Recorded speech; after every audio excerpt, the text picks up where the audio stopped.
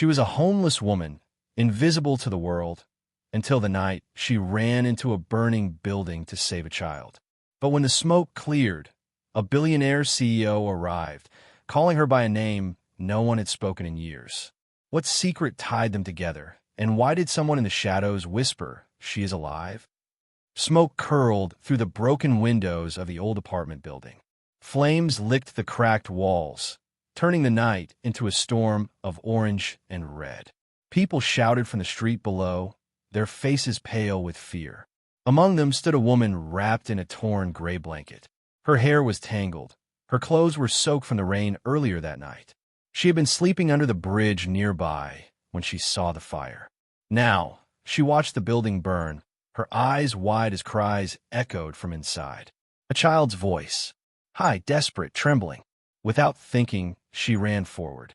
Her bare feet struck the pavement, then the burning stairs. The heat clawed at her skin, but she did not stop. She covered her mouth with her sleeve, coughing through the smoke. The world turned gray, heavy, almost silent except for the child's sobs. She found him near a door, curled on the floor, his face streaked with ash.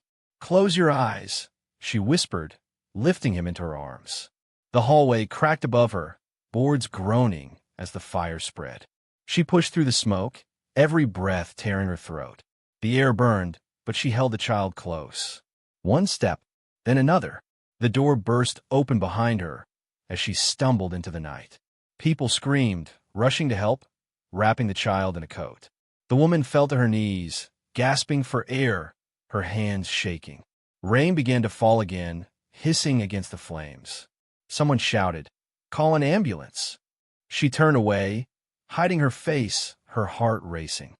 She had lived unseen for years. Now, all eyes were on her. Sirens wailed in the distance, blue and red flashing across her tired face. A black car stopped at the end of the street. Its doors opened, and a tall man stepped out, his suit untouched by the rain. People turned, whispering his name, a CEO, a man whose photo filled magazines. He looked around, searching. Then his eyes found her. He froze. The world around them seemed to stop. He took a step forward, his voice low, almost breaking. "Where is she?" he asked. Someone pointed at the woman crouched by the curb. The man's face changed, confusion, then disbelief, then something deeper. He walked toward her, ignoring the rain, ignoring the noise. When he reached her, she lifted her head slowly. Their eyes met. Recognition flickered in his, and for the first time, she saw fear in his gaze. He whispered her name, a name she had not heard in years. The sound of it made her heart tremble. The crowd fell silent as thunder rolled above them. The fire hissed behind, but the cold in his voice felt sharper. He said softly, "You were never supposed to be here." She stared at him, her breath uneven, the memory of another life pressing down.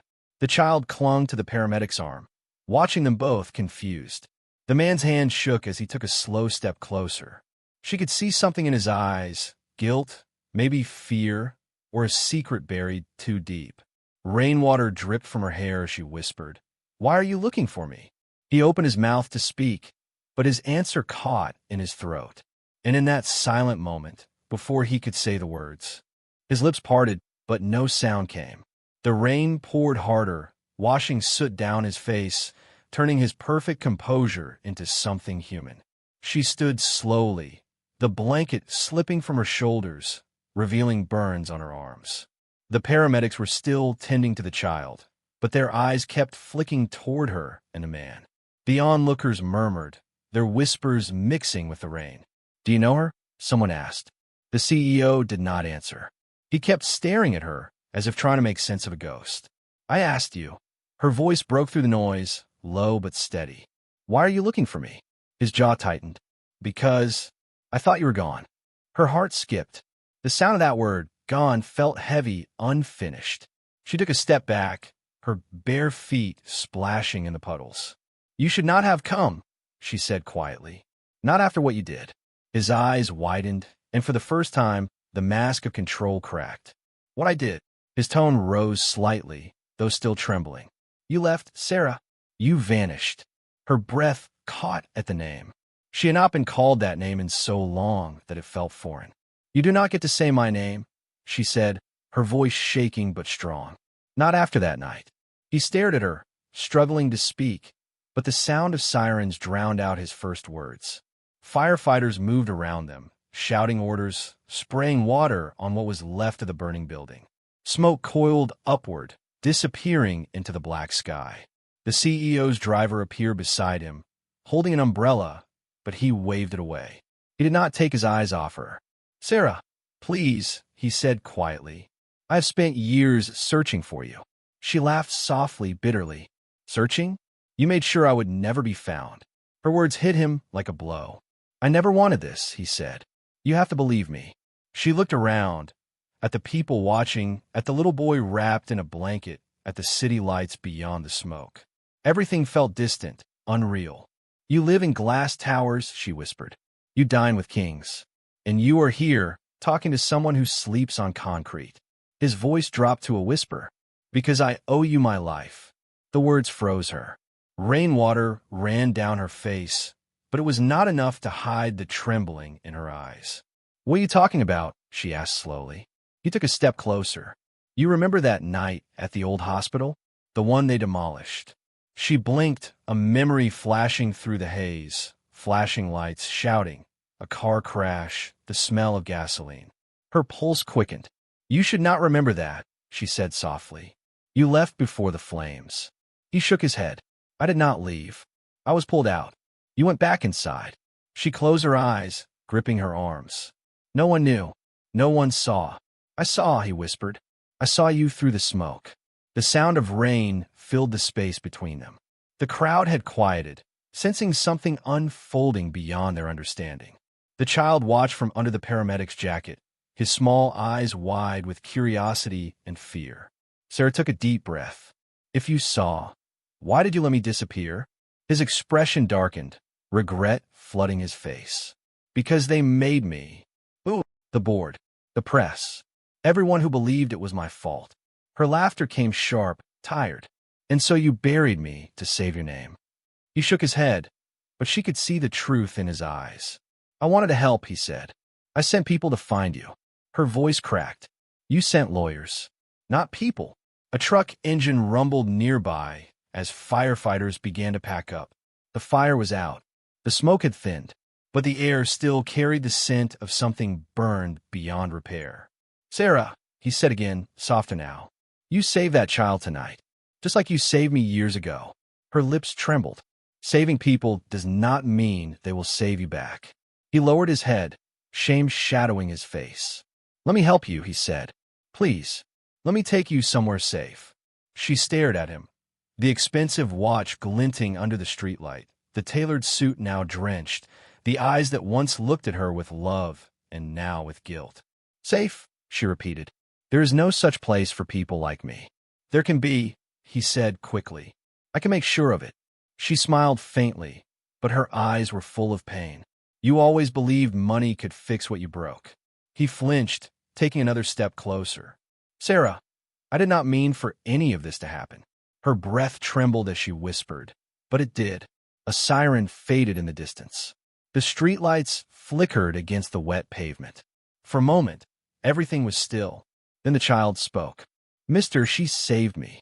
The words were simple, but they pierced through the tension like glass. Everyone turned to look at him, the boy with soot on his cheeks, clutching the paramedic's hand. The CEO's gaze softened. "I know," he said gently. "She saved me too." Sarah looked at him, her heart caught between anger and something she did not want to name. "You do not get to rewrite the story," she said. "I'm not trying to rewrite it," he replied. "I'm trying to finish it." Her chest tightened. "You already did.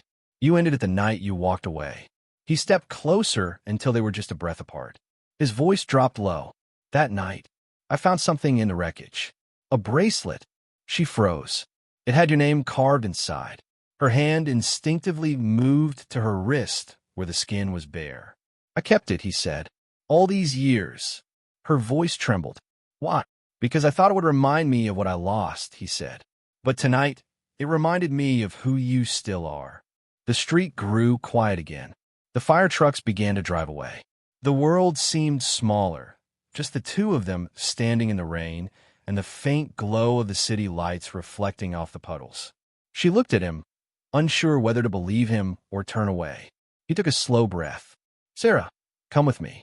Let me make this right." Her eyes filled with tears, though she tried to hide them. "You cannot make it right," she said. "But maybe you can tell me why it all went wrong." He hesitated. The rain softened into a drizzle, the night growing still. "I cannot explain here," he said, "but it was not an accident.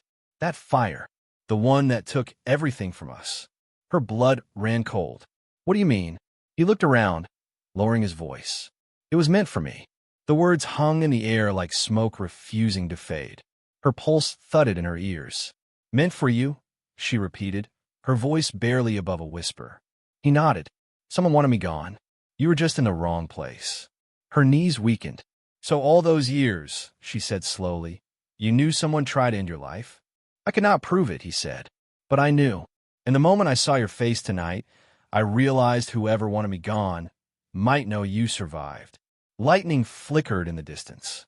The realization struck her like a chill through the bones. "You think they will come back?" He looked at her with quiet certainty. "I know they will." She turned toward the boy, who was now being lifted into an ambulance. His eyes met hers, innocent, trusting, unaware of the danger that now breathed somewhere close. Sarah's heart pounded. "Then we should go," she said softly. He nodded once, offering his hand. She looked at it, the hand that once built empires, now reaching for the woman the world had forgotten. Her hesitation lingered, but something in his eyes told her this was no longer just about the past. It was about survival. She placed her trembling hand in his. For the first time in years, she felt warmth through the cold. As they turned toward the waiting car, a flicker of light glowed from the alley across the street. A camera flash, then another. Someone was watching, and somewhere beyond the crowd, a figure in a dark coat whispered into a phone. "She is alive." The words carried softly through the rain, almost drowned by the hum of engines and murmurs from the crowd. "She is alive." The voice was calm, detached, a professional tone. The figure lowered the phone and stepped back into the shadows, blending into the wet alley as if the night itself had swallowed him. Sarah did not see him. Her attention was fixed on the child being lifted into the ambulance, her heart pounding against her ribs. The CEO guided her gently toward his car. The streetlight flickered, casting a silver reflection over the black vehicle's polished surface. The driver opened the door. She hesitated, her eyes scanning the faces around. Strangers, firefighters, the boy's mother now running to the ambulance, tears streaming down her cheeks. The chaos was fading, but something felt wrong. The rain had softened, yet the air carried a new tension. "Get in," the CEO said quietly. "It is not safe to stay here." Sarah stepped in, the car's leather seat cold beneath her damp clothes. The scent inside was sharp, cologne, rain, and something faintly metallic. The CEO followed, shutting the door with a soft thud. As the car pulled away, she looked back through the fogged window. The street behind them blurred into streaks of red and blue. For a long time, neither of them spoke. Only the hum of the engine filled the silence. Finally, she said, "You knew they were watching, did you not?"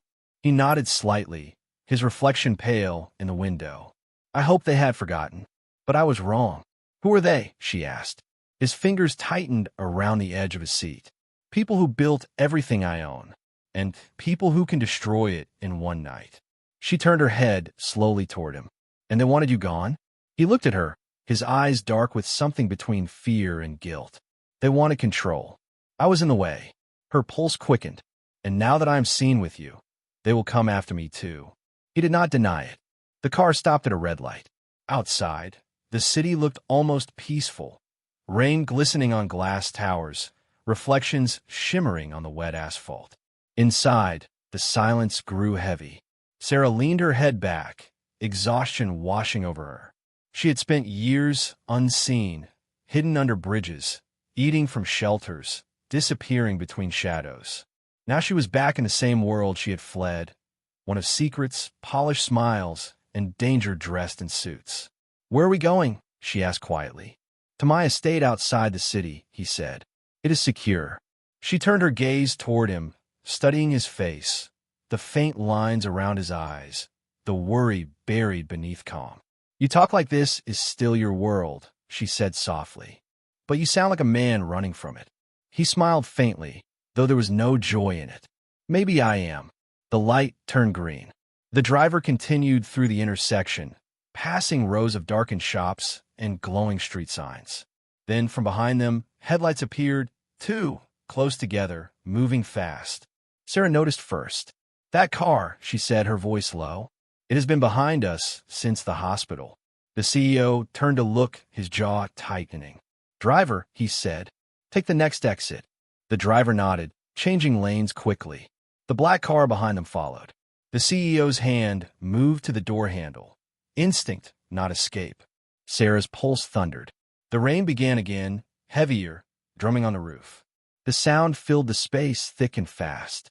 Who would follow you? She asked. He stared ahead. Someone who was supposed to be gone long ago. The driver accelerated. Streetlights blurred past. Sarah gripped the seat.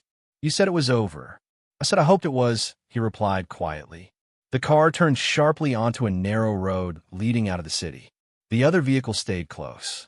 In the rearview mirror, Sarah caught a glimpse. Tinted windows, no plates visible, headlights unflinching. Her chest tightened. Are we safe? She asked. He did not answer. Instead, he reached into the glove compartment and pulled out a small black phone. One with no logo, no markings. He pressed a button. It is me. They found her. Prepare the gate. A voice on the other end responded quickly, too low for her to hear. Then silence again. Sarah turned toward him, fear in her eyes. You should have left me there. I was safe in the shadows. He looked at her, his voice calm but trembling beneath. You were never safe, Sarah. Not after that night. They thought you died in the fire. If they know you were alive. The car jolted as it hit a bump. Outside, the other vehicle sped up, closing the distance. Faster, the CEO snapped. The driver pressed harder on the accelerator. The road twisted through the fog, trees whipping by on either side.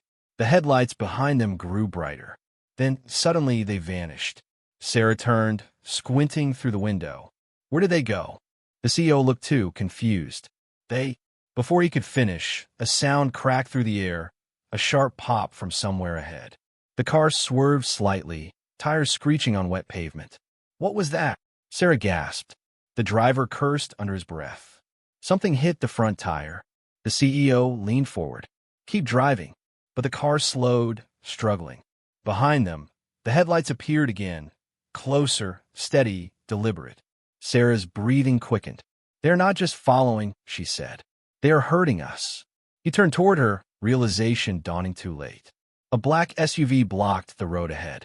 The driver slammed the brakes, the tires screeching. The car skidded sideways, stopping inches from the other vehicle. For a second, everything was still except the sound of rain. Then doors opened. 3 figures stepped out, wearing dark coats, faces hidden under hoods. Sarah's body froze. The CEO reached for her hand instinctively. The driver's voice shook. Sir, what do we do? He looked at Sarah, fear flashing in his eyes for the first time.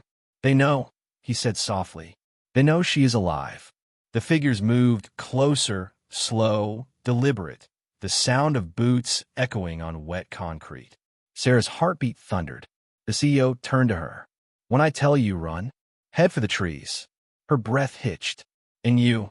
He smiled faintly, though his voice was steady. I will buy you time. No, she said, gripping his sleeve. I will not leave you again. The figures stopped a few feet away. One of them spoke, voice low and distorted. Mr. Hale, you should have left the dead buried. Sarah's stomach twisted at the words. Hale straightened, defiance flickering in his expression. You do not scare me. The man chuckled. You should be scared for her. Sarah's pulse spiked. The rain fell harder, turning the scene into a blur of light and shadow. She could smell the wet earth, the faint trace of smoke still clinging to her hair, the metallic scent of fear in the air. Every sense was sharp, every sound too close. She knew what was coming, not from sight but from instinct.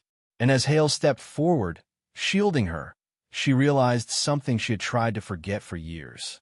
This was not the first time they had tried to erase her. It was only the first time she refused to disappear. The rain poured harder, blurring the figures ahead into shadows. The tension held for a moment, still breathless, electric. Then Hale stepped forward, his voice low but unwavering. "You will not touch her." The man in the hood tilted his head. "You cannot stop us. You never could." Hale's eyes burned with something fierce. "Maybe not before, but this time you are not the only one watching." From the distance, faint red and blue lights began to flash through the trees. Sirens. Sarah turned, disbelief flickering across her face. "You call them?" He nodded once. "Before we left the city, I knew they would come for us." The men froze, glancing toward the road where the sirens grew louder. "Run," one of them hissed. They darted toward their car, splashing through the puddles. Within seconds, they were gone, swallowed by the storm and the darkness beyond the curve of the road. The police vehicles arrived moments later, lights slicing through the rain, officers shouting commands as they surrounded the scene. Sarah stood, trembling beside Hale, her clothes drenched, her heart pounding. He reached for her hand, steadying her. "It is over," he said softly. She looked up at him, uncertain. "Is it?" He smiled faintly. "For now." The officers questioned him quickly, their radios crackling. Hale gave his statement, his tone calm, his words measured. Sarah watched him. The man she once knew, the man who had left her behind, now standing between her and danger without hesitation. When the last of the officers left, the rain had faded to a mist. The forest road was quiet again, the world washed clean. Hale turned to her. "Come with me. Not because I owe you, but because I want you safe." She hesitated, her eyes tracing the horizon where dawn began to bloom faintly, gray turning to soft gold. "I do not belong in your world anymore," she said. "I built my life far from it." He nodded, understanding. "Then let me build something in yours." The simplicity of the words caught her off guard. For the first time, she saw no arrogance in his face, only sincerity. She looked down at their joined hands, the contrast between her rough fingers and his clean, cold skin. Maybe safety was not a place. Maybe it was a person who finally chose to stay. She took a breath, then nodded. "All right." They walked toward the car together, the sky above them softening with the first light of morning. The city loomed far in the distance, quiet, unaware of the fire, the fear, and the truth reborn in the rain. Sarah looked out at the fading night and whispered, almost to herself, "I thought I was forgotten." Hale turned, his voice gentle. "You were never forgotten, just hidden, until now." As the car drove away, the rising sun broke through the clouds, spilling light across the wet road. And for the first time in years, Sarah did not look back. The world that had once burned her down now opened before her, vast, uncertain, but alive. The child she had saved would live. The ghosts that chased her were gone. And the woman who once vanished into the shadows had finally stepped into the light.